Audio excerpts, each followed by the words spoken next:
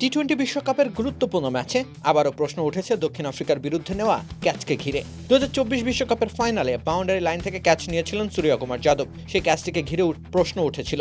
এবার 2026 বিশ্বকাপে Aiden মার্করামের catch লুফে নিয়েছেন ড্যারিল মিচেল। এবারও সেই ক্যাচ প্রশ্নবিদ্ধ। মার্করামের খেলা লফটেড শটে ক্যাচ ওঠে লং অনে। মাঠের খুব কাছাকাছি অবস্থান থেকে ক্যাচটি তালুবন্দি করেন ড্যারিল মিচেল, কিন্তু প্রশ্ন ওঠে সেটি কি আসলে আউট ছিল? একেবারে চুল পরিমাণ দূরত্ব, মিচেলের আঙুলগুলো ভাঁজ হয়ে গিয়েছিল। তৃতীয় আম্পায়ার নিতিন মেনন সিদ্ধান্ত নিলেন সেটি আউট। 94% চিনিযুক্ত অরেঞ্জ ড্রিঙ্কস না, নিন জিরো ক্যাল অরেঞ্জ ড্রিঙ্ক পাউডার।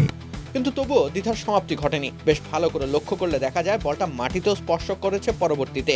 এমন গুরুত্বপূর্ণ ম্যাচে এমন একটি ক্যাচ ম্যাচের ভাগ্য বদলে দিতে পারে। সাধারণত তাই শতভাগ নিশ্চিত হতে টিভি আম্পায়াররা দীর্ঘক্ষণ সময় ব্যয় করে থাকেন। বেশ কয়েকটি দৃষ্টিকোণ থেকে ক্যাচটি দেখার চেষ্টা করে থাকেন, কিন্তু মার্করামের ক্ষেত্রে ঘটেনি তেমন কিছুই।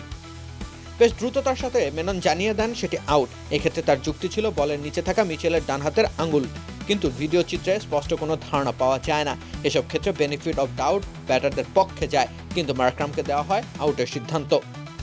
আর সেই বিতর্কিত সিদ্ধান্তের খেসারত দিতে হয়েছে দক্ষিণ আফ্রিকাকে। মাত্র 77 রানে 5 উইকেট হারায় দলটি।